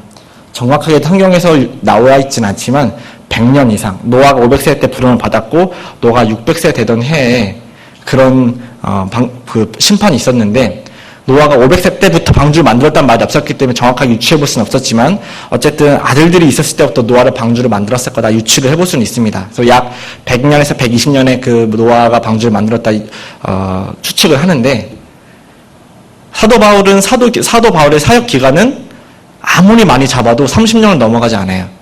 넉넉 잡고 40년도 넘어가지 않습니다. 40년 그렇게 고생했어요. 모세 몇 년 고생했죠? 모세 몇 년 고생했습니까? 40년. 40년 고난 받았어요. 노아는요? 100년이에요. 100년. 100년 동안 노아는 말씀 하나 붙잡고요. 그리고 동역자 없이 심판을 준비를 했어요. 심판을. 자기와 함께 살고 있는 사람들이 죽을 준비를 했다니까요. 그런데 그 상황에서 노아는 그 말씀 하나 붙잡고 그 어려운 황편에서 자기가 가지고 있던 그 믿음을 드러내면서 어떠한 환경에서도 흔들리지 않고 노아는 끝까지 하나님의 말씀을 다 준행했습니다. 창세기 한번 보도록 하겠습니다. 창세기 6장 22절 노아가 그와 같이 하되 하나님이 자기에게 명하신 대로 다 준행하였더라. 그리고 창세기 7장 5절 노아가 여호와께서 자기에게 명하신 대로 다 준행하였더라. 노아가 하나님 앞에 말씀하셨던 그 모든 약속들 그리고 모든 명령들을 노아는 다 준행했다라고 하나님 말씀하고 계십니다. 그래서 노아는 그래서 어쩌면 더 하나님 앞에 의인이다 칭찬받을 수 있었고 또 그 노아가 자기에게 있는 그 믿음을 통해서 하나님 앞에 그 믿음을 드러냈다라고 말씀드릴 수가 있습니다. 우리가 노아 같은 믿음을 가지기 위해서 정말 어떠한 형편에서도 흔들리지 않는 그 믿음을 가지기 위해서 제가 또 한 가지 말씀을 소개시켜드리고 싶습니다. 제가 믿음의 실질적인 행함이 필요하다고 했을 때 마태복음 6장 33절 말씀드렸잖아요. 어떠한 환경에서도 흔들리지 않고 우리가 살아가기 위해서는 이 말씀이 필요할 것 같아요. 잘 아시는 히브리서 말씀 한번 보도록 하겠습니다. 히브리서 3장 14절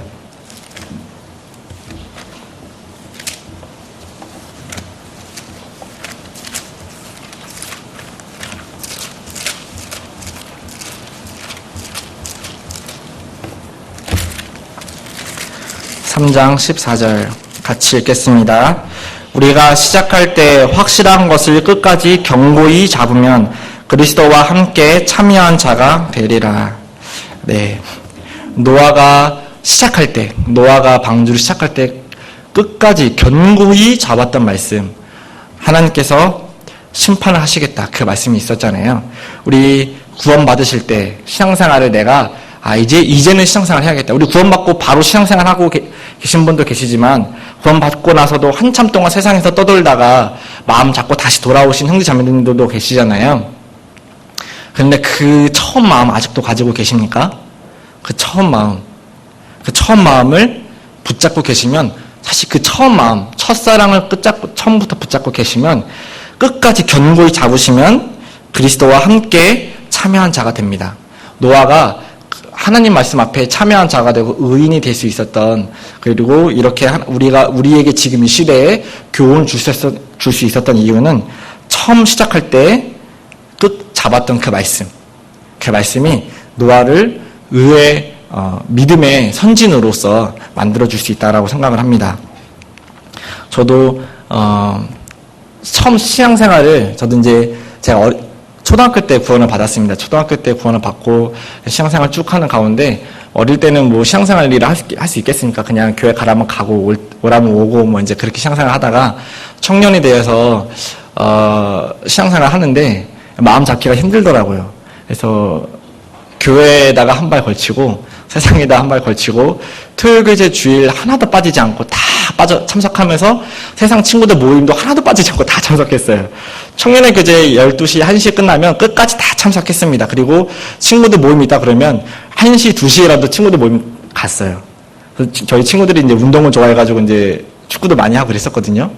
그래서 썰매장, 스키장도 가자 그러면 밤새서라도 스키를 타고 왔습니다. 저는 그랬던 부끄러운 각오가 있었는데, 신앙생활 똑바로 해야겠다라고 제가 마음 먹고 잡은 말씀이 있었어요. 그게 뭐였냐면, 예수님께서 베드로에게 그 신앙을 회복해 주셨던 말씀, 네가 나를 사랑하느냐? 그 말씀 다 아시죠? 그 네가 나를 사랑하느냐라는 말씀이 제 마음을 너무나도 크게 흔들어 놨어요. 저는 하나님을 사랑한다라고 생각했거든요. 제가 청년 때 전국교사 수련회를 갔는데 그때 어떤 목사님께서 이제 해외 선교 그 당시 초창기였어요. 2006년도 7년도였던 것 같습니다.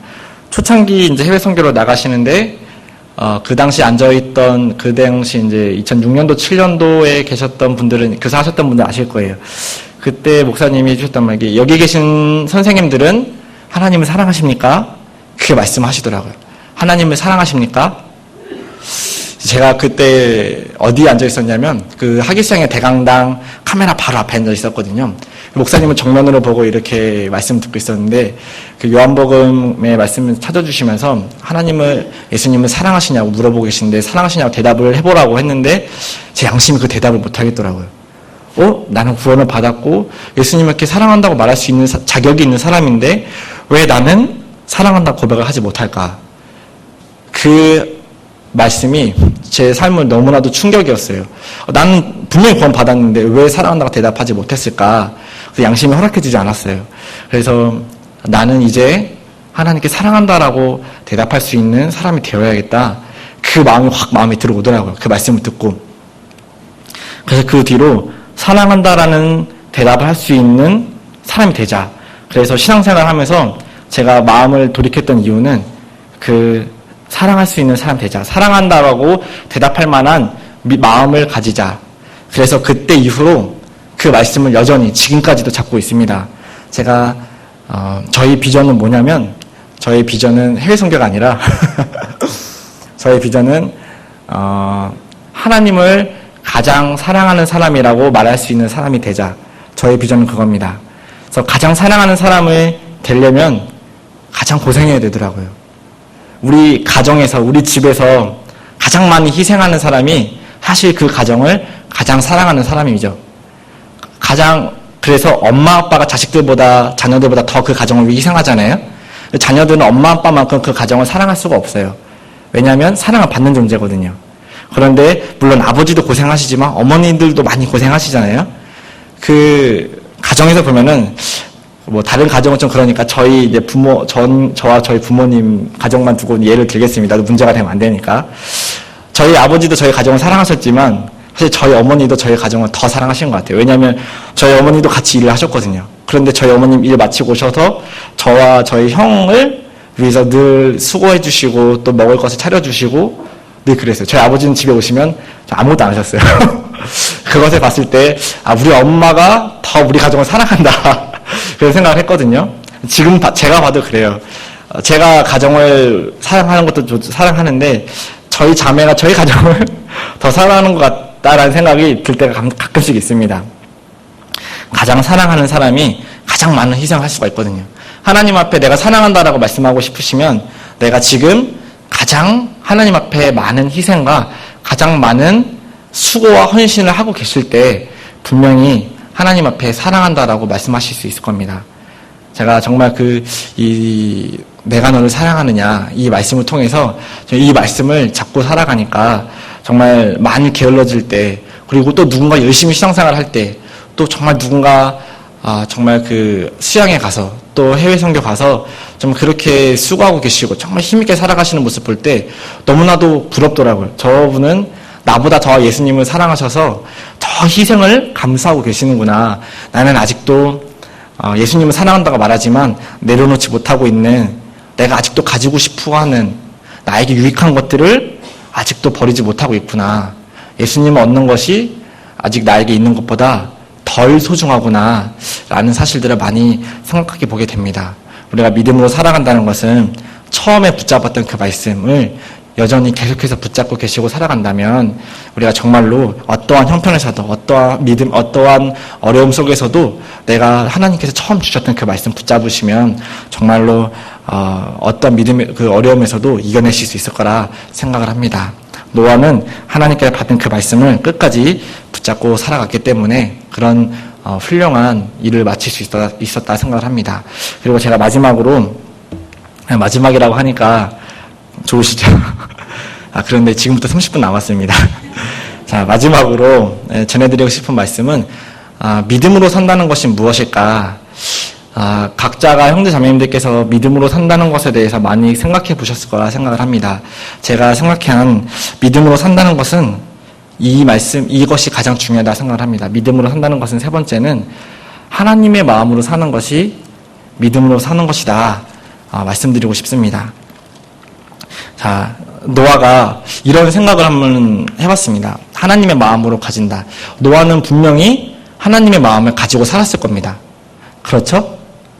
네, 분명히 노아는 하나님의 마음을 가지고 살았기 때문에 그런 믿음 나타낼 수 있었는데, 만약에 이런 생각을 한번 해보시죠. 노아가 방주를 다 만들었어요. 다 방주를 만들었고 이제 열심히 복음을 전했는데 비가 안 와요. 자, 100년을 기다렸습니다. 비가 안 와요. 노아 700세대가 됐는데 비가 안 와요. 노아 800세가 됐습니다. 비가 안 와요. 노아 900세가 됐는데 비가 안 와요. 노아가 결국에 죽었습니다. 그래도 비가 안 와요. 노아가 죽는 그 순간 비를 보지 못하고 하늘에서 떨어지는 물을 보지 못하고 죽었다라고 한번 생각해 보시죠. 노아 무슨 마음 들었을까요? 야, 세상에 믿을 사람 하나 없다더니 하나님 날 낚으시는구나. 그렇게 생각했을까요? 노아가 너무나도 억울했을까요? 내가 100년을 그렇게 힘들게 고생했는데 하나님 어째서 분명히 심판하신다고 했는데 어째서 비를 안 내리셨을까? 너무하시다. 그렇게 생각하고 죽었을까요? 저는 그렇게 믿지 않습니다. 노아는 하나님의 마음을 가졌던 노아는 죽는 순간까지 하나님의 비를 내리시지 않더라도, 하늘에서 물을 내리시지 않더라도 노아는 하나님을 찬양하면서 죽었을 거예요. 분명히. 왜냐하면 노아는 하나님이 왜 사람들을 심판하고자 하셨는지 아셨기 때문에 그래요. 알았기 때문에 그래요. 왜냐하면 하나님은 죄를 너무나도 미워하시지만 하나님은 사람을 너무나 사랑하셨던 거예요. 하나님이 심판하고 싶었던 게 죄였나요? 사람이었나요? 자, 하나님이 심판하시고 싶은 것은 죄인가요? 사람인가요? 예, 하나님이 심판하시고 싶은 건 죄예요. 그렇죠? 그러니까 하나님이 죄 때문에 죽으셨잖아요. 예수님이 죄 때문에 죽으시고 죄 때문에 피 흘리신 거잖아요. 그렇죠? 자, 노아가 하나님의 마음을 가졌기 때문에 노아는 하나님이 자기가 죽는 순간까지도 물을 내리시지 않았다. 하나님이 이렇게까지도 사람을 사랑하시는구나. 하나님이 이렇게까지도 인애가 끝이 없으신 분이시구나. 라는 것을 알았을 거예요. 하나님은 사람을 살리고 싶으셨기 때문에 방주를 만드신 것이지 하나님은 사람을 죽이기 위해서 방주를 만드신 게 아니잖아요. 노아 시대 사람들이 왜 죽었죠? 노아 시대 사람들이 왜 죽었습니까? 물에 빠져서 죽었습니까? 아니죠. 예. 방주에 타지 않아서 죽었어요. 그 당시 사람들은 자기 죄 때문에 죽은 사람이 있었나요? 자기 죄 때문에 죽은 사람 그 당시에 한 명도 없었어요. 지금 우리 시대에 자기 죄 때문에 지옥 가는 사람 있나요? 자기 죄 때문에 지옥 가는 사람 없습니다. 자기 죄 때문에 지옥 가는 사람 절대 없어요. 지옥 가는 이유는 자기 죄 때문에가 아니라 믿지 않는 그 죄 때문에 지옥 가는 거잖아요. 모든 세상 사람들은 다 천국 갈 수 있어요. 예수님 하신 일을 믿기만 하면. 그런데 모든 세상 사람들이 지옥 가는 이유는, 모든 구원받지 못한 사람이 지옥 가는 이유는 자기 죄 때문에가 아니라 하나님을 믿지 않았어요. 예수님의 말씀을 믿지 않았기 때문에, 방주에 타지 않았기 때문에 그래서 지옥 가는 거예요. 어떠한 죄인도 믿기만 하면 구원받고, 아무리 어떠한 나쁜 놈도, 나쁜 사람도 방주에 타기만 하면 살 수 있었거든요. 그런데 그 하나님의 마음을 모르기 때문에 사람들은 물에 빠져 죽게 되었고, 노아만이 살아남게 되었습니다. 이 하나님의 마음을 안다. 자, 골로새서 1장 말씀 한번 보도록 하겠습니다.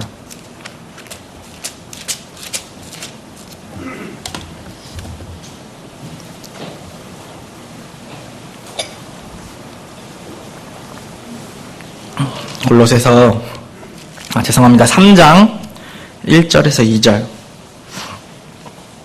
그러므로 너희가 그리스도와 함께 다시 살리심을 받았으면 위의 것을 찾으라. 거기는 그리스도께서 하나님 우편에 앉아 계시느니라. 위의 것을 생각하고 땅의 것을 생각지 말라. 이는 너희가 죽었고 너희 생명이 그리스도와 함께 하나님 안에 감추었음이니라. 믿음으로 산다는 것은 위의 것을 생각하고 땅의 것을 생각지 말라. 이 믿음이 뭐냐? 저도 이 믿음에 대해서 고민하는 가운데 하나님께서 저에게 주신 말씀이 있는데, 이 말씀이 너무나도 믿음에서 잘 정리된 말씀이다 생각이 들어서 소개시켜 드리겠습니다. 믿음이 뭐냐면, 믿음은 하나님의 관점에서 세상을 바라보는 것이고, 믿음이 없다는 것은 세상의 관점에서 하나님의 일을 이해하려고 하는 것. 너무나도 맞지 않습니까? 믿음이라 하는 것은 하나님의 관점에서 세상을 바라보는 것. 하나님의 마음을 가지고 세상을 바라보는 것이 믿음이다라고 볼 수가 있습니다. 참 저분 믿음 없다. 저 형제, 저 자매 정말 믿음이 없어. 그것은 정말 너무나도 이성적인, 너무나도 계산적인 자기의 경험과 생각만 의지하는 것이 믿음이죠. 믿음은 원래, 제가 말씀에서 서두에도 드렸지만, 믿음은 원래 바보 같은 거예요. 믿음이라는 것은 우리에게 원래 없거든요. 믿음은 내게 아니에요. 주님이 주신 거지. 그러니까 믿음은 원래 바보 같은 거예요. 원래 믿음은 잘못된 것처럼 보이는 게 맞거든요. 사도 바울, 모세, 그냥 보면 바보 같잖아요. 틀린 것 같잖아요. 그런데 그게 맞았잖아요. 그쵸? 믿음은 원래 바보 같은 겁니다. 믿음이라는 것 자체가 어떤 거냐면, 내가 할 수 있는 것은 믿음이 필요 없어요. 제가 이 컵을 들어 올리는데 제 믿음이 필요한가요? 제가 여기서 집까지 운전해서 가는데 저는 믿음이 필요 없습니다. 왜냐하면 저는 여기서 운전해 갈 수 있는 능력이 있거든요. 저에게 믿음이 없어도 여기서 저희 집까지 가는데 어려움이 없습니다.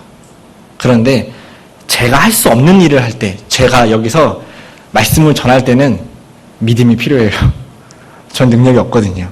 제가 하나님을 믿고 지금 하고 있는 중입니다.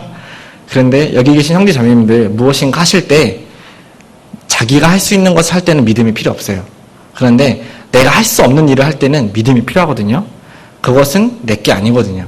그리고 내가 할 수 없는 일을 할 때는 사실 바보 같은 생각이 들어요. 내가 이게 맞나? 이렇게 해도 되나? 이렇게까지 해야 되나? 이렇게까지 할 필요가 없는 것 같은데, 바보 같은 생각이 들죠? 사실 그게 믿음이에요. 내가 할 수 없는 일을 할 때, 이게 해도 되나 안 해도 되나 할 필요 없는 것 같은데 할 때 사실 그게 믿음으로 하고 있는 것이기 때문에 그것이 믿음이 맞습니다. 하나님의 마음을 가지고 한다면 우리는 할 수 없는 일을 할 수 있게 되죠. 내가 하나님의 마음이 없다면 전도할 수 있을까요? 내가 하나님의 마음을 모른다면 주의 재림을 사모할 수 있을까요? 하나님은 빨리 나타나고 싶어 하실 거예요. 빨리 혼인잔치 하고 싶으실 거예요. 결혼할 처녀 총각들이 전 그 결혼의 날을 사모하듯이 하나님은 분명히 이 교회와 신보된 교회와 혼인잔치 하고 싶어 하실 겁니다. 하나님의 마음을 안다면 우리는 정말로 그 믿음대로 기다릴 수가 있거든요. 이 믿음으로 산다. 하나님의 마음을 가지고 사는 것이 믿음으로 산다라고 말씀드릴 수 있습니다. 우리가 하나님의 마음을 알았던, 하나님의 마음을 가지고 있었던 대표적인 사람이 한 명 있어요. 하나님의 마음을 가지고 있었던 그 사람이 누구냐면 아브라함입니다. 아브라함. 하나님이 아브라함을 성경에서 뭐라고 소개시켜 주시는지 혹시 아십니까? 아브라함은, 다윗은 하나님이 주신 칭호가 있어요. 다윗에게는 하나님이 어떠한 사람이라고 말씀하셨죠? 내 마음에 합한 자라고 되어 있잖아요. 내 마음에 합한 자. 모세는 나의 종이다라고 되어 있어요. 그렇죠? 모세는 나의 종이다. 그런데 아브라함에게는 하나님이 어떤 칭호를 주셨을까? 아브라함에게는 하나님이 나의 벗이다라고 되어 있어요. 아브라함은 내 친구다라고 되어 있어요. 야고보서 2장, 찾지 않겠습니다. 2장 23절에도, 그리고 이사야 상경 41장에도 보면은, 내 백성 이스라엘아, 나의 벗, 아브라함의 자손아, 이렇게 말씀하고 계시거든요. 어째서 아브라함은 하나님께서 친구다라고, 벗이다라고 이야기해 주셨을까? 생각해 보셨습니까? 생각 안 해보셨죠? 네, 다행입니다. 그래야 제가 설교를 할 수 있습니다. 왜냐하면 제가 이 말씀을 지금부터 4년 전에 왜 하나님이 아브라함을 벗이다라고 칭하해 주셨는지 4년 전에 깨달았어요. 그때 지금으로부터 4년 전에 무슨 일이 있었냐면 우리나라에 너무나도 슬픈 일이 있었죠. 2014년도에. 무슨 일이 있었죠? 네, 세월호 말하기도 너무나도 슬픈 일이 있었잖아요. 그때 많은 가족들이 그 가족을 잃은 슬픔에 잠겨서, 그리고 또 그 어린 학생들이 그 차가운 바다에서 들어가서 이제 그런 안타까운 죽음을 맞이한 것들에 대해서 우리 모든 국민들이 다 많이 안타까워했잖아요. 그래서 제가 이제 뉴스를 보다가 이 말씀을 깨달았는데, 그 가족들이 서로 친구가 돼 있더라고요. 그 가족들이 서로가 서로를, 내 아들도 죽었는데 당신 딸도 죽었으니까 서로 위로해 주는 거예요. 서로 마음이 하나가 돼서 서로 위로를 해주는 거예요. 친구처럼. 하나님에게 왜 하나님이 아브라함에게 친구를 하셨는지 좀 이제 감이 잡히십니까? 예, 자기 손으로 자기 아들을 죽인 사람은 아브라함밖에 없어요. 자기 자식을 죽여본 경험은 아브라함이 유일한 거예요. 그러니까 성경에서 하나님이 아브라함에게 벗이다라고 이야기해 주신 거거든요. 하나님의 마음을 아는 사람, 성경에서 하나님 마음을 아는 사람은요, 아브라함밖에 없어요. 감히 이렇게 얘기하면 안 되지만 사도 바울도 자기 아들은 안 죽여봤거든요. 자기 목숨 죽는 건 물론 너무나도 고통스럽죠. 저도 너무 피곤하면 제 아이들 너무 사랑하는데요. 제가 피곤하면 막 짜증나요, 막. 저는 저만 사랑해요. 저는 그런 사람입니다. 그런데 아브라함은 자기 자식을 죽였거든요. 자기 자식을 죽인다는 것은요, 사실 지금 이 시대에 자기 자식 죽이는 사람 많이 있지만 그건 정상적이지 않은 사람들이잖아요. 그런데 하나님의 약속을 받은 그 이삭을 죽인다는 것은요, 아브라함 입장에서는 진짜 너무나도 충격적인 일이었거든요. 그 3일길을 모리아산을 걸어갈 때 아브라함이 죽인 것은요, 자기 자신이에요. 자기를 죽이지 않고서는 자기 자신을 절대 먼저 죽일 수 없거든요. 3일길을 걸어가면서 얼마나 아브라함이 고통스러웠겠습니까? 내가 잘못 들은 거 아닐까? 하나님이 잘못 말씀하신 거 아닐까? 다른 사람을 죽이라고 했는데 내가 잘못 들은 거 아닐까? 그래서 막 고난을 받고 정말 그 마음이 얼마나 힘들었겠어요. 모리아산까지 올라가는 길에 정말 그 이삭에게 무슨 말을 할 수 있겠어요. 근데 이삭이 그 침묵을 깨고, 아버지 번제할 나무는 여기 있는데 어린 양은 어디 있습니까? 그 말을 했을 때 좀 가슴이 내려앉지 않았겠어요? 자기 입으로 너가 번제할 어린 양이다라고 자기 입으로 어떻게 말하겠어요? 그러니까 하나님께서 준비해 주신다, 아들아, 하나님께서 준비하신다고 했잖아요. 그 아들아 하면서 얼마나 아브라함의 마음이 찢어졌겠어요. 그래서 아브라함이 진짜 이삭을 죽이려고 했을 때 하나님이 아브라함을 말리잖아요. 그러니까 아브라함만이 그 하나님의 그 마음 아는 거예요. 실제로 아브라함은 자기 식을 죽인 건 다름없잖아요. 받을 수 있는 고통 다 겪었잖아요. 근데 하나님도 자기 자식을 직접 죽이셨잖아요. 직접 죽는데 내어주셨잖아요. 아브라함도 그렇기 때문에 정말 믿음의 조상이 되었고, 정말 하나님의 마음에 그 친구다라고 그런 칭호를 받을 수 있었다고 생각을 합니다. 하나님의 마음을 가진 사람은, 우리가 진짜 하나님의 친구가 되고 싶으십니까? 하나님의 마음을 정말 내가 갖고 싶으세요? 그러면 정말 그 하나님의 마음이 어떤지, 하나님의 아들을 죽이면서 겪으셨던, 정말 우리 이제 자녀들 계신 분들 생각해 보시면 돼요. 내 자녀를 죽이면서까지 누군가 전도해야 될까?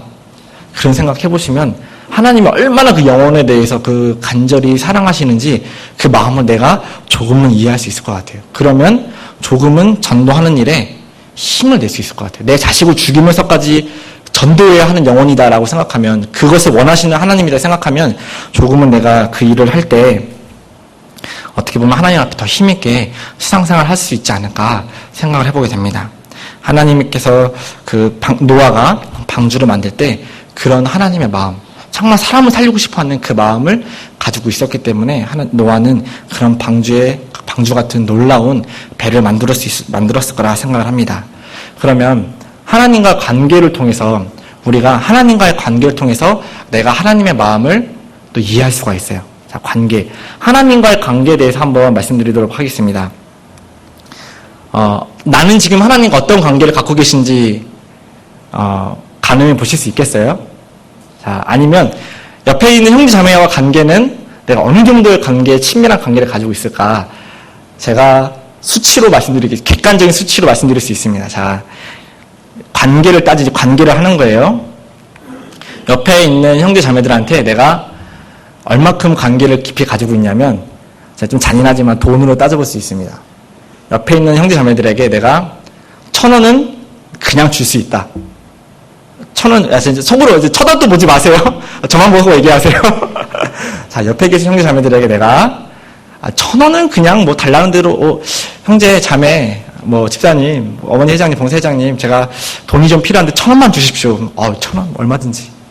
자, 그 정도 관계는 돼요. 자, 그러면, 자, 형제님, 자매님, 제가 좀 돈이 필요한데, 자, 저만 보고 얘기하세요.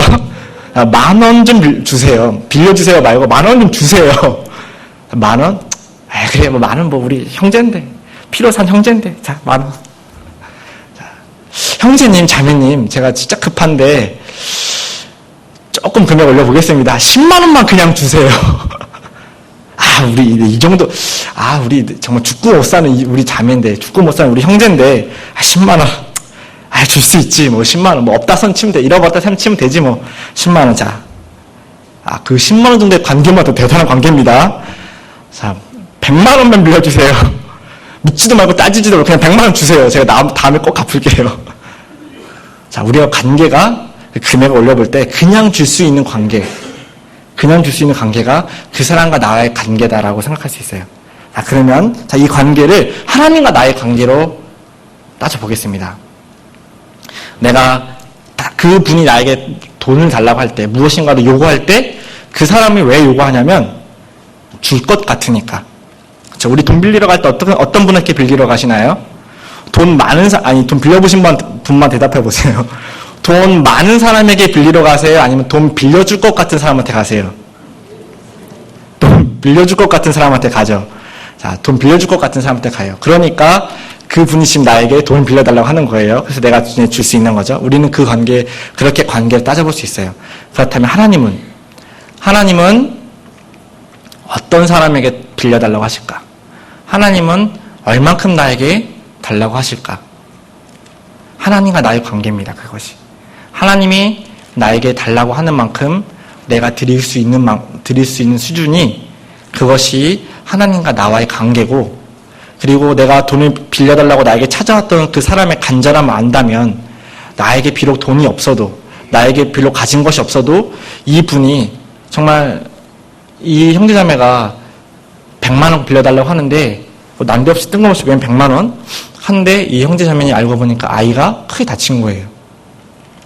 이 형제자매에 대해서 평소에 친하지 않고 믿을 만한 사람은 아니었지만 우리 교회 성도이기 때문에 이 형제자매가 너무 딱한 사정이 있기 때문에 정말 100,000원 빌려달라고 하면 그냥 그 어린아이 불쌍해서라도 우리 어떻게 100,000원 못 만들어주겠습니까? 그 100,000원이 있으면 살 수 있다는데 날 찾아왔어요. 그럼 안 주실 거예요? 주실 거죠? 예, 우리 그 정도 긍휼은 다 있으시잖아요. 자, 근데 그분의 처지를 모른다면 우리는 줄 수 없어요. 그쵸?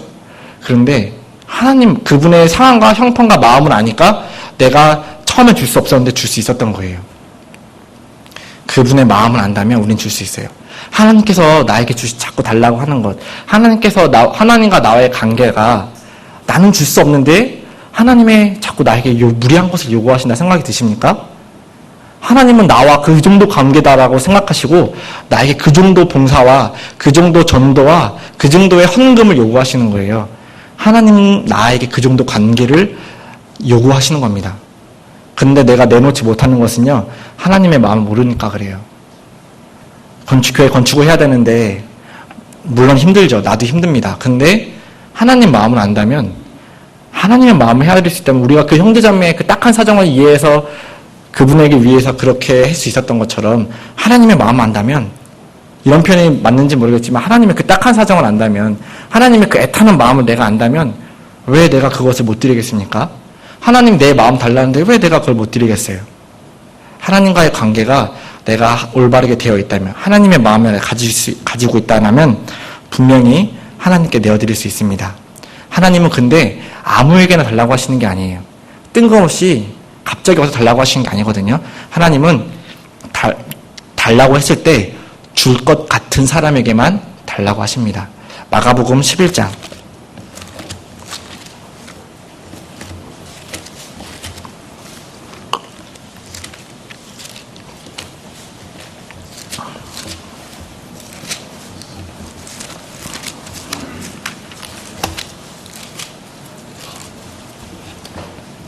마가복음 11장 1절에서 3절 말씀 제가 읽겠습니다.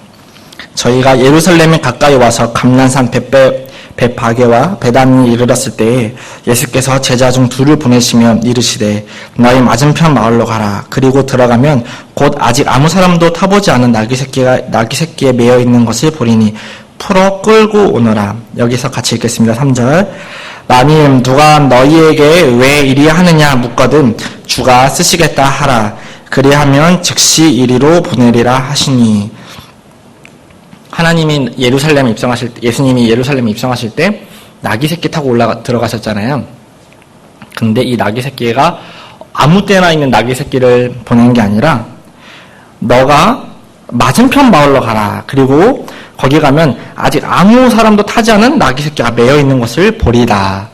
그리고 그것을 끌고 올 때 왜 끌고 오냐 하면 주께 쓰시겠다라. 그렇게 말하면 돼. 그렇게만 말하면 돼. 그러면 즉시로 보낼 거다. 하나님은 우리를 어디에 보내면 그 사람이 하나님께 쓸 것을 주실지, 하나님의 필요한 것을 줄지 예수님은 다 아셨던 거죠. 아무 사람에게나 가서 보내는 것이 아니에요. 그 사람에게 달라고 할 때 줄 것 같은 사람에게만 달라고 하는 겁니다.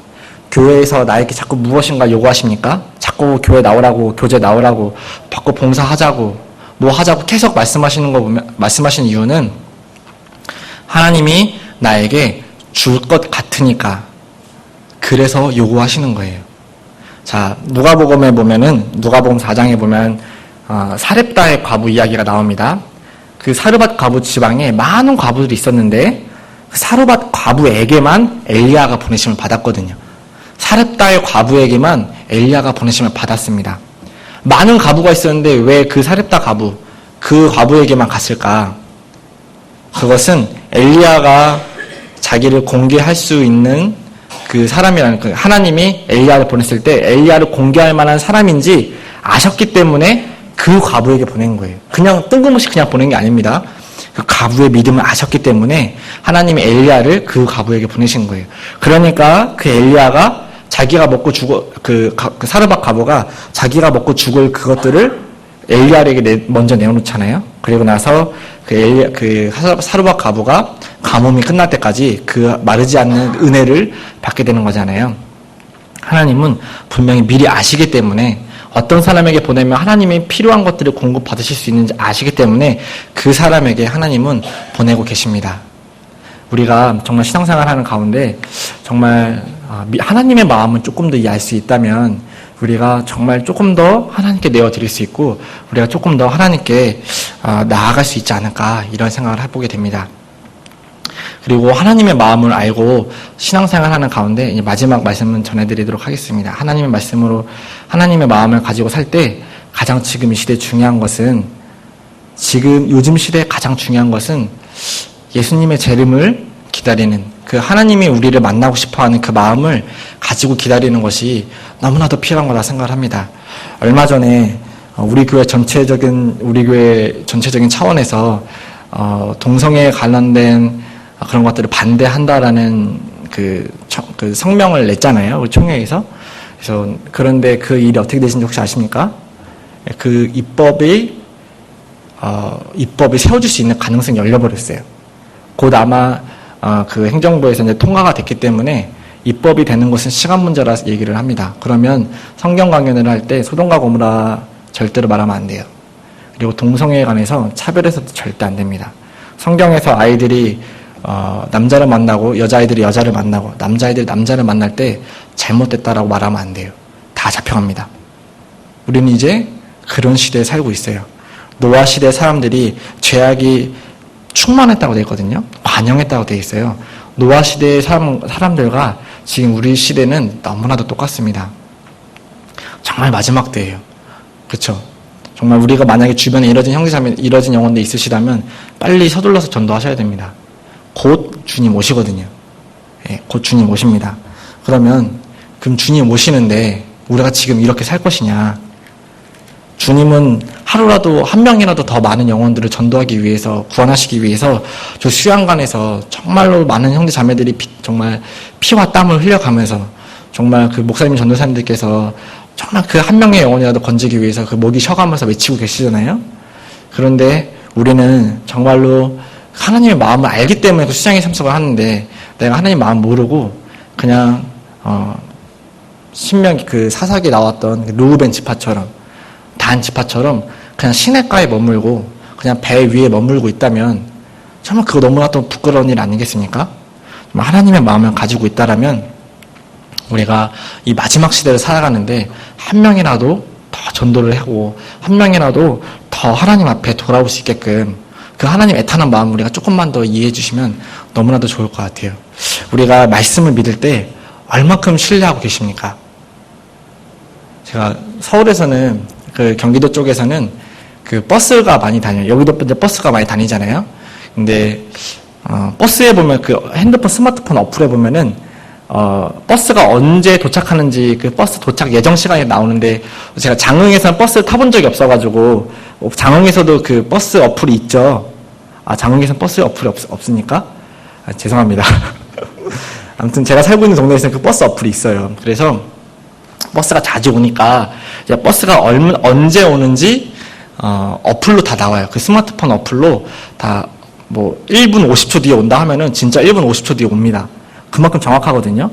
그래서 저기 이제 서울 쪽에서는 집에서 이제 있다가 이제 언제 버스가 오는지 딱 맞춰서 1분 전에 나가서 기다려요. 겨울엔 또 추우니까 밖에서 오래 기다릴 수 없잖아요. 따뜻하게 있다가 1분 전에 맞춰서 미리 가고 여름엔 더우니까 1분 전에 가셔서 조금만 기다리고 그렇게 해서 버스를 타는데 우리가 이 어플만큼만이라도 핸드폰 스마트폰만큼만이라도 성경 말씀을 믿는다면 사실 우리는 더 많이 달라질 거라 생각을 해요. 우리 네이버 검색 다 하시죠? 네이버만큼만 성경 믿으시면 우리 진짜 신앙생활 다 잘할 수 있을 것 같아요. 네이버를 찾듯이 성경 말씀 찾아보시면 정말로 신앙생활 바뀌어질 거라 생각을 합니다. 우리가 좀 신앙생활 하는 가운데 이 말씀을 핸드폰만큼만 믿어도 그리고 핸드폰만큼만 내 말씀을 쳐다봐도 정말 우리가 하나님의 마음을 알 수 있고 그 하나님의 그 초급한 마음대로 정말 그 재림이 얼마 남지 않은 이 시기에 하나님 한 명이라도 더 구원받고 하나님 앞에 천국의 나라로 갈 수 있게 그 인도하고 싶은 그 마음을 우리가 헤아려 드릴 수 있을 거라 생각을 합니다. 그래서 오늘 전해드린 말씀 믿음으로 사는 노아에 대해서 바보 같은 노아의 믿음에 대해서 전해드렸습니다. 그래서 첫 번째는 믿음으로 사는 것은 실질적인 행함이 있어야 한다. 그래서 제가 마태복음 6장 33절 잡고 신앙생활 하시면 좋겠다 소개시켜 드렸고요. 그리고 두 번째로는 어떠한 환경에서도 자기의 믿음을 흔들리지 말고 신앙생활 하셨으면 좋겠다. 처음에 잡은 그 말씀 히브리서 3장 14절 말씀 처음에 시작할 때 그 말씀 끝까지 견고히 잡으면 그리스도의 복음에 참여한 자가 된다. 그래서 제가 그 네가 나를 사랑하느냐 이 말씀 처음에 주셨던 그 말씀에 대해서 소개시켜 드렸고요. 마지막으로 하나님의 마음으로 산다는 것, 이 믿음이라는 것은 하나님의 관점에서 하나님의 마음을 가지고 세상을 바라보는 것이다. 그래서 이 노아가 비가 내리지 않아도 노아가 하나님 앞에 원망하지 않았던 것처럼 하나님의 마음을 가지고 우리가 사는 것이 믿음으로 사는 것이 아닐까 한번 같이 말씀 생각해 보았습니다. 오늘 말씀 여기까지 전해드리고 마치도록 하겠습니다. 사랑과 은혜가 충만하신 살아계신 하나님 아버지 감사합니다. 오늘도 저희에게 이 귀한 하루 허락하여 주시고 또 하나님께서 노아의 믿음을 통해서 우리에게 교훈하여 주셨습니다. 이 마지막 시대를 살아가는 우리가 노아와 같은 믿음을 가지고 정말 주님께서 곧 오시겠다고 했던 그 말씀처럼 정말 그 주님이 곧 오실 날을 사모하면서 정말 아직도 구원받지 못한 이들에게 복음을 전하고 또 그들에게 또 희생을 함으로써 하나님 앞에 또 하나님께 더 기쁘시게 하는 자라 하는 증거를 받을 수 있도록 주님 인도하여 주시기를 간절히 바라고 원합니다. 지금 진행되고 있는 학예수양에 주님께서 더욱더 함께하여 주시고 이뤄진 영혼들이 이 복음을 통해서 정말 거듭나는 귀한 역사가 일어날 수 있도록 도와주시기를 간절히 바라고 원합니다.